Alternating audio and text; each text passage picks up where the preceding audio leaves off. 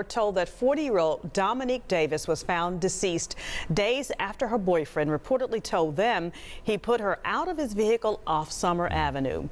WREG's Shay Arthur is live tonight after speaking with the Thanksgiving 2023, Domonic Davis met a man who would change everything. What started as a new connection moved fast. Within days, they weren't just talking, they were planning a future. By December 1st, she was engaged. Not long after, she made a decision that surprised the people closest to her. She came home for the new year. After time away, Domonic Davis was back in Memphis to visit her fiancé. The last time she was seen was December 30th. Nothing unusual about that moment. No urgency. No sign that anything was about to go wrong. Then, silence. Calls stopped connecting. Messages went unanswered. The kind of quiet that doesn't feel serious at first, but slowly becomes impossible to ignore. By January 1st, she was officially missing. And just days later, January 4th, police made a discovery near an overpass, not far from where she had last been seen. Domonic had been found, but what happened in those missing days is still not fully explained. Before we go on, subscribe to True Crime Stories Chronicles and tell me, where are you watching from around the world? Domonic Davis was 40 years old. At that stage in life, routines are usually familiar. You know the people you trust, you know where you're expected to be. And for Domonic, coming back to Memphis around the holiday season was part of that rhythm. According to Crime Stoppers, she had recently returned from Las Vegas. It wasn't unusual. People travel, people come back home, especially around the new year. It's a time when families reconnect, when conversations pick up right where they left off, when being present matters more than anything else. Also, she came to meet her man Vito. And that's what makes this case feel so grounded in something ordinary. She wasn't disappearing from a distant place. She was back near family, back in an area she knew. Seen in the High Point Terrace and Summer Avenue area on December 30, close to where her family lived. There was nothing about that moment that suggested it would be the last time she would be seen. To her family, she wasn't a headline. She was someone they expected to hear from. Someone whose absence would be noticed immediately, not after days, not after weeks, but within hours. Because that's how close relationships work. You don't wait long to realize something isn't right. When someone you care about suddenly stops responding, especially during a time when communication is expected, it stands out. Holidays aren't quiet periods. They're filled with calls, messages, plans. And when one person goes silent in the middle of all that, it doesn't blend in, it breaks the pattern. For Domonic's family, that shift happened quickly. At first, it may have felt small, a missed call, a delay in response, the kind of thing that happens in everyday life. But the difference here was consistency. She didn't check in, she didn't follow up, she didn't do the things she would normally do. And that's when concern begins, not all at once, but in stages. You notice something is off, then you try again, then again. Each attempt carrying a little more urgency than the last. Because you know the person. You know what's normal for them. And when that normal suddenly changes without explanation, it creates a kind of tension that's hard to ignore. Domonic Davis was a woman who had just come home, a woman whose presence mattered to the people around her. And in a matter of days, she went from being someone expected to someone missing. In the days leading up to her disappearance, everything about Domonic's situation appeared grounded in something familiar. She had recently returned to Memphis from Las Vegas to meet her fiancé and also to reconnect with family for the new year. That detail matters because it places her in a transition, coming back home, reconnecting with family, stepping back into an environment she knew. And for a brief moment, that's exactly how it seemed. On December 30th, Domonic was last seen by a family member in the High Point Terrace and Summer Avenue area, not far from her family's home. It wasn't a distant or unfamiliar location.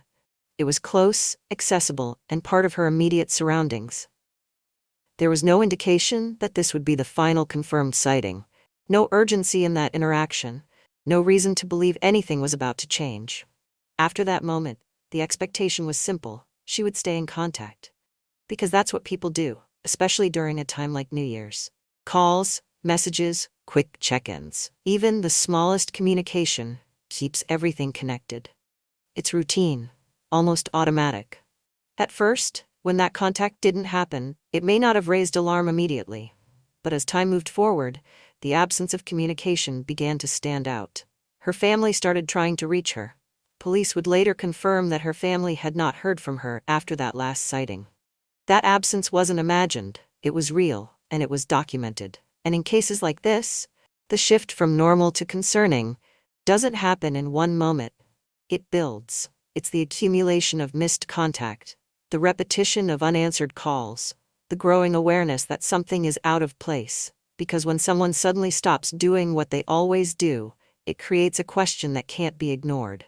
Where are they? And why haven't they reached out? For Domonic's family, that question became more urgent with every passing hour. What started as a delay became a pattern. What felt explainable became difficult to understand. And eventually, it reached a point where waiting no longer made sense. Because by the time the missing report was filed, the family was no longer asking where she was. They were asking what had happened. By January 1, 2024, the situation had reached a point where it could no longer be explained away. Making the decision to report someone missing is never immediate.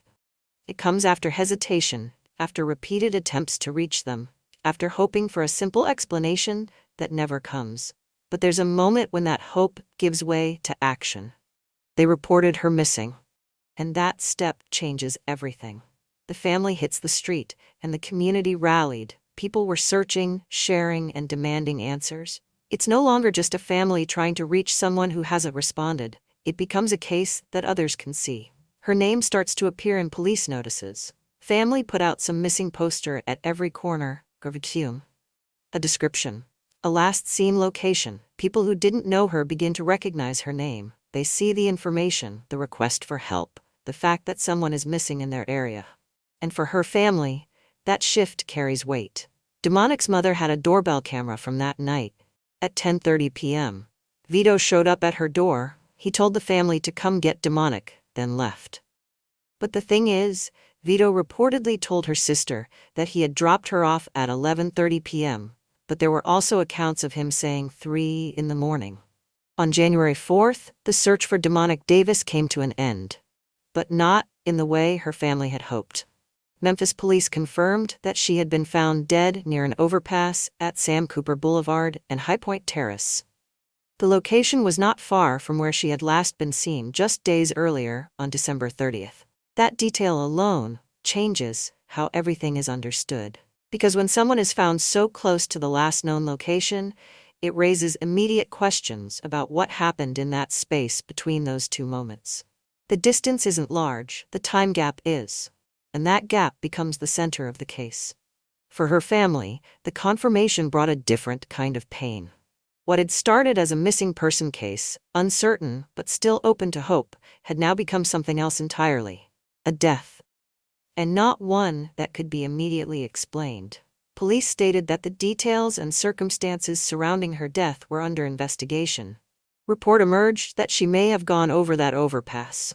There was no public explanation of how she died. No immediate clarity about what had taken place in the days after she was last seen. That lack of detail matters. Because without a clear cause or sequence of events, the case doesn't close. It shifts into a different phase. Memphis police went to Vito. They questioned him at his residence and conducted a search of his apartment, where they found some of Domonic belongings. He later released video, his version of what happened. In it, he didn't take responsibility. Instead, he pointed in a completely different direction. He claimed his ex-girlfriend was behind it. According to him, this wasn't random. He said she, and people connected to her, had been watching him, watching his home, paying attention to who came in and out. That they had a problem with Domonic suggested they may have been responsible for what happened to her. But how will his ex know where Domonic was left in the middle of the night? Later, Crime Stoppers would describe the case as the death of a woman thrown from an overpass in January. They also stated that her family believed she had been pushed from that overpass sometime around New Year's Day, likely late at night. It's important to understand that this perspective comes from Crime Stoppers and the family, not from a confirmed public statement by police establishing exactly how her death occurred. Once Domonic Davis was found, the case entered a new phase, but clarity didn't follow. Memphis police stated that the circumstances surrounding her death were under investigation. That phrasing is important. It means the case was active, but it also means there was no immediate public explanation of what had happened. No confirmed sequence of events, no clear account of her final movements, just an outcome and a set of unanswered questions. In situations like this, investigators begin by trying to build a timeline. They work from what is known, where she was last seen, who she may have been with, and how she could have ended up at the location where she was found. Crime Stoppers later shared that detectives had reached a point where leads had run out. According to her mother, investigators were suspicious of someone, but did not have enough evidence to make an arrest. That detail changes how the case is understood. Because it suggests that this isn't a situation where nothing is known. It's a situation where something may be known, but not enough to act on. And that distinction matters. Without it, the case cannot advance to the next stage. And that's where frustration begins to build. Not just for investigators, but for the family. Because from their perspective, the case feels close to an answer, but not close enough. There's a sense that something is being held just out of reach. That the truth may exist, but hasn't been fully uncovered or confirmed. And as time passes, that gap becomes harder to accept. One of the key challenges in cases like this is the absence of a complete timeline. For Domonic's family, this means living with a case that has not reached resolution. There is no arrest. Investigators may have had suspicions, but suspicion is not the same as proof. After the investigation slowed, the burden didn't disappear. For Domonic's family, the search for answers didn't end when she was found. In many ways, that was when it became even harder. Because now they weren't just asking where she was, they were asking what happened to her. And why. The case is not closed, the answers are not complete, and someone may be holding a piece of the truth. For families, that reality is difficult to live with. Because grief on its own is already heavy. But grief without answers is something else entirely. It doesn't settle. It doesn't reach a point where it feels finished. It stays active, tied to questions that remain open. There's also a difference between grieving privately and asking for help publicly. In private, grief is personal. It's shared within a small circle. Family, close friends, people who understand the loss without needing explanations. But when a case remains unresolved, that grief is forced into the public. Now it becomes appeals, requests, statements meant to reach people who may know something. And that shift changes everything. Because instead of focusing only on mourning, the family has to continue engaging with the case, repeating the same questions, hoping that someone listening might finally speak. There's a certain helplessness in that, knowing that answers might exist, but not having access to them. Knowing that someone may have seen something, heard something, or been present in a moment that matters, and choosing not to come forward. That silence becomes part of the case, not just the silence of what happened, but the silence of what hasn't been said. And over time, that silence can feel as heavy as the loss itself. Cases like Domonic Davis's leave behind more than unanswered questions. They highlight patterns that people often overlook until it's too late. One of the most important lessons is how critical early action can be when someone goes missing. There's a common belief that time needs to pass before concern becomes serious enough to report. But in reality, the opposite is true. The earlier something is reported, the greater the chance of understanding what happened while details are still fresh. Waiting, even for understandable reasons, can allow key moments to slip further out of reach. This case also shows how timing, especially around holidays, can make situations harder to recognize at first. During periods like New Year's, routines shift, people travel, schedules change, communication becomes less predictable. And because of that, silence doesn't immediately stand out the way it normally would. A missed call or delayed response can feel easier to explain away. But that same flexibility can also delay the realization that something is wrong. And when that realization comes late, it narrows the window where answers are easiest to find. Another key takeaway is the importance of taking unexplained gaps in contact seriously. When someone suddenly stops communicating in a way that is out of character for them, that change matters. It doesn't always mean something is wrong, but it should never be ignored. In cases like this, information becomes everything. Even small details, things that might seem unimportant at first, can play a role in understanding what happened. That's why community tips are often so important. Investigations don't always move forward based only on what authorities know. They move forward when someone who has seen or heard something decides to come forward. And when that doesn't happen, cases can slow down. Not because there are no answers, but because the information needed to confirm those answers hasn't reached the right place. That's what makes unresolved cases so difficult. They exist in a space where something may be known, but not enough has been proven. And for families, that means living with uncertainty that doesn't fade over time. Because closure isn't just about loss, it's about understanding. It's about knowing what happened and having that knowledge acknowledged.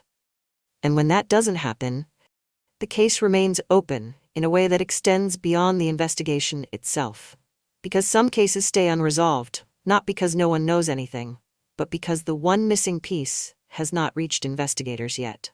Domonic Davis came home around the new year. She was last seen near family, in a place that was familiar, in a moment that gave no indication of what was about to happen next. There was no clear warning, no moment that stood out at the time, just a normal day that slowly turned into something else. Days later, she was found near an overpass in the same area where she had last been seen. And even now, the full explanation of what happened between those 2 points has not been publicly confirmed. That's what stays with people. Not just the outcome, but the gap between what was known and what is still unknown. If this case stayed with you, share this video so more people hear Domonic Davis's story. And if you believe families deserve answers, subscribe to True Crime Stories Chronicles.